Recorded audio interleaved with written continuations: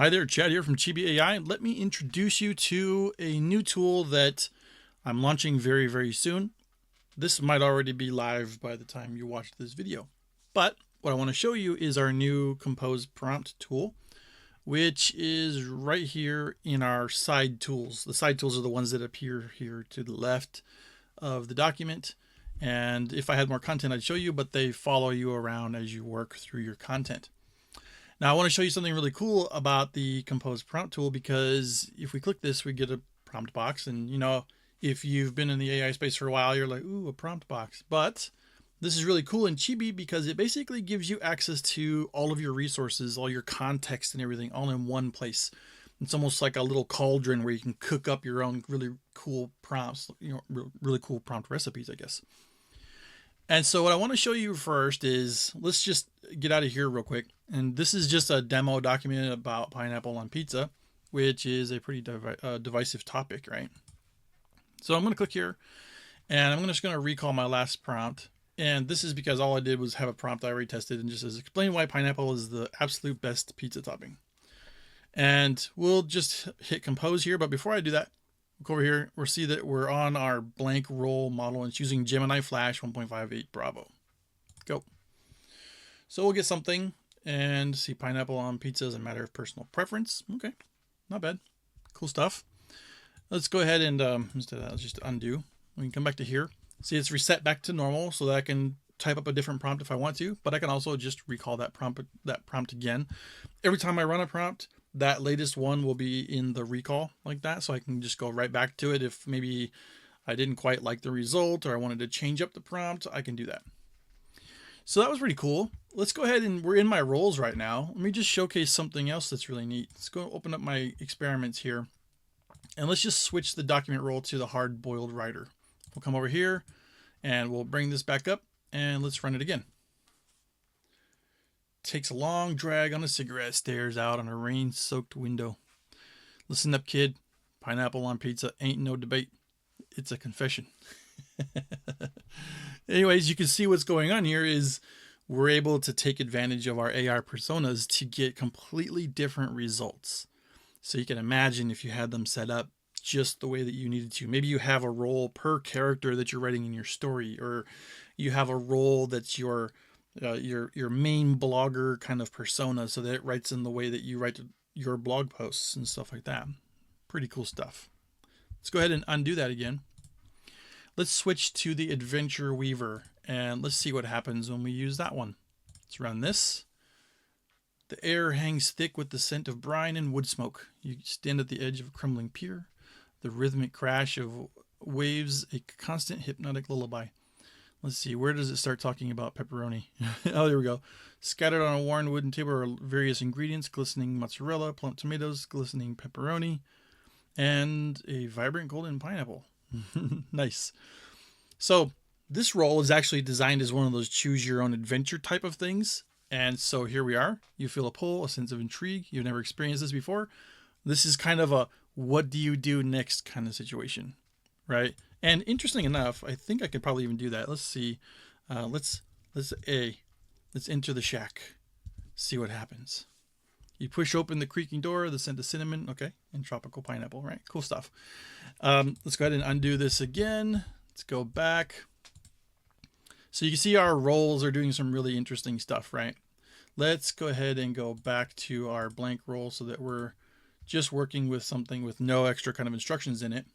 The blank role is using Flash 1.5 Bravo. Let's go back into this. Let's open up our prompt again. And then this time, let's use a blueprint. And let's say that we're going to try and write a post that is what I call an increasing complexity X post. So when I post it, it's a thing that kind of describes a topic and then kind of gradually starts describing it in more and more advanced complexity. To do this, let's go ahead and switch up the model that we're using on this first, though. Instead of Flash 1.5, let's go ahead and switch it up to something like Sonnet. Come back to our prompt. It's still there. We can go ahead and hit run on this, and we'll get an even more completely different result from this. The great pineapple pizza debate, right? Ever wondered why this controversial topping creates such passionate responses? And then we have sweet and savory balance. We start getting caramelization process, moisture balance, flavor. We start getting into increasingly more complex, description. Now it gets down to where we've got pairing expertise and temperature dynamics and cultural fusion and stuff, right? It's taking advantage of something in our blueprint to achieve this. And if we take a peek at that blueprint, let's see, where did I hide that one at? Increasing complexity.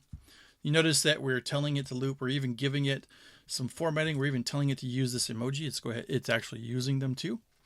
And we can essentially define the structure and where all the certain types of content will go. And that's what our blueprint's able to do. But having that ability to really control that is super cool. If you have a certain type of content structure that you need to post in or need to create the content in, then you can do that with a blueprint. Really, really good stuff. All right, I'm going to go back again. So we've got this. Let's go ahead and recall our prompt. Let's not use a blueprint this time. Let's see what this fire button does if I click on this. What it is it's a way to enhance your prompt. So if you need some assistance in writing your prompt, this will actually give you a couple of ways to do it. You can ask for what you want. Like you can say, like, I need a prompt to help me write a blog post or something like that. And then this fire button will help craft it into a prompt. Or you can already have a prompt like I did, and it'll kind of expand it into a more powerful prompt. So this one just goes into more detail about why, right? So let's go ahead and recall back to the original prompt. And you already seen what we do here. But here's something else that's really neat. You have access to all these things, right? So these are all your context. Like if you have some context about your products or your story, your characters, or your blog topics, or your audience and things like that, you can click here and you can insert these into your content. You can just click here, and then it has a variable here. This will be the genre of my content. Oops, I clicked outside. You can have extra context that you pull in from your global memory. So genre in this case is just holding something it's called horror suspense.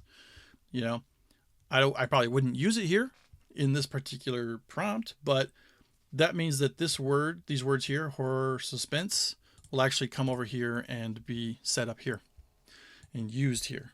So you have access to all that stuff right from in here. But a really cool part of this is if you think about it, another thing that we have access to are snippets. And snippets are just a library of predefined text that you maybe find yourself using from time to time. Could be, disclaimers and other things that you might find yourself in to rewrite all the time, but also it could be your prompts. So we can click into here and let's see if we got anything. Oh, here we go. It can also be things that you can add to your prompts. It can be parts of your prompts, not the whole entire prompt, right? So we've got some things in here, like maybe we want to write in an Old West tone. Use Old Western style, set stories in the American Old West, explore themes of rugged individualism, and so on. And we're still using our blank role here. Let me just hit go.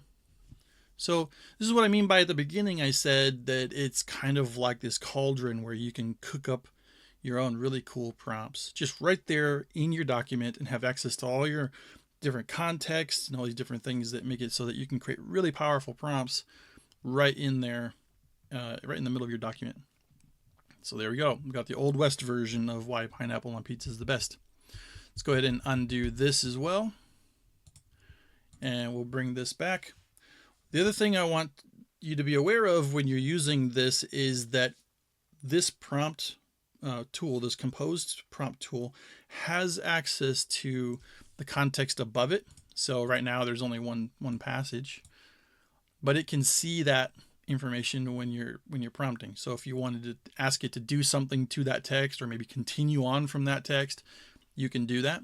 It'll see roughly about 4,000, 5,000 characters or so above wherever you are in your document. So if you have a really long document, stuff above it will eventually kind of reach a cutoff where it can't see it anymore.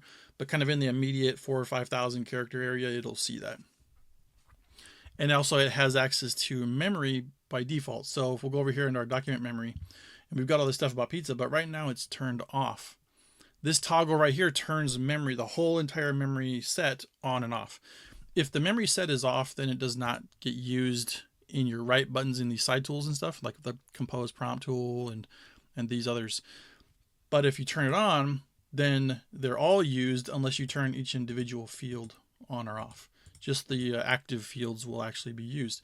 And this gives you nice control over the context that's kind of available to Chibi as he writes in this document. So you can kind of, this is our document memory. So this is memory that's only associated with this document that I'm working in about pineapple pizza in this case.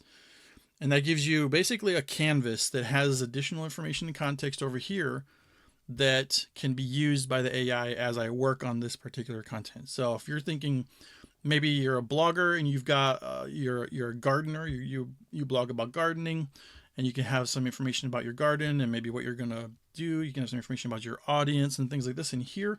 And that means that as you write, Chibi will be aware of all the information to help you compose your content.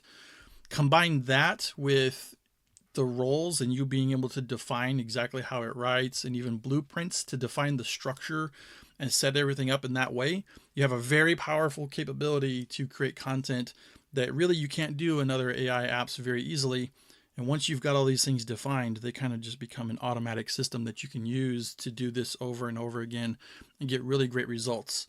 And we call this the done with you content because it's, you're defining your own tools. You're providing context in a very kind of manual kind of way. You're not relying on something to kind of automate everything and generate content that's kind of outside of your control. And so what you end up with is really good results. You have content that is significantly closer to what you would be proud to publish. And you can just do a few edits and tweak it to make it really truly yours. Something that you would love your readers to read, and that's the power of Chibi. I hope you found this new tool interesting. This should be live here within the next hour or two. And if you're seeing this before then, well, stay tuned. It's going to be amazing. Take care.